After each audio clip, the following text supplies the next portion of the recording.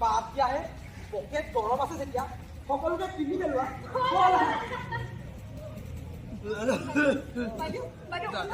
কিবা অকমান দিয়ক দিগন্ত শইকীয়া জিন্দাবাদ জিন্দাবাদ জিন্দাবাদ দিগন্ত শইকীয়া জিন্দাবাদ জিন্দাবাদ জিন্দাবাদ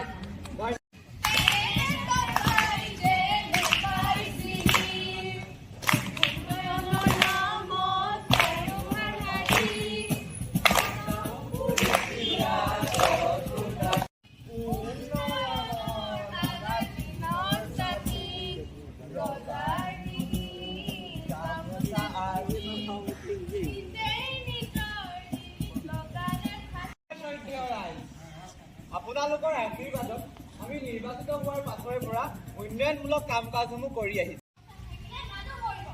এজোপা গছ কাটিলে জানক আৰু সেইজোপা ৰুলে ভগৱান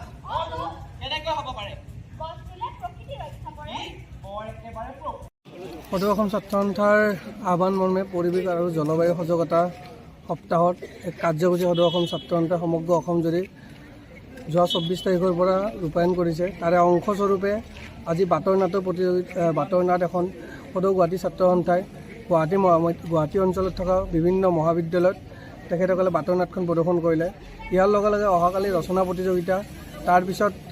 চিত্ৰাংকন প্ৰতিযোগিতা আৰু ৰং তুলিকাৰ সমাহাৰে এটা কাৰ্যসূচী সদৌ গুৱাহাটী ছাত্ৰ সন্থাই ৰাখিছে। গতিকে এই সমগ্ৰ কাৰ্যসূচীৰ ফালৰ পৰা অসমৰ সমূহ জনসাধাৰণৰ মাজত তথা ৰজা মহাৰজাক এটাই বাৰ্তা দিব বিচাৰিছে যে গছ প্ৰকৃতিৰ যি ভাৰসাম্যতা নোহোৱা হৈছে, গছ কটা যি বন্ধ কৰিব লাগে, এই সকলো মেছেজ এটা আমি দিব বিচাৰিছোঁ আৰু এই সকলো কাৰ্যসূচীত সমূহ অসমবাসী ৰাইজৰ সহায় সহযোগিতা কামনা কৰিছোঁ।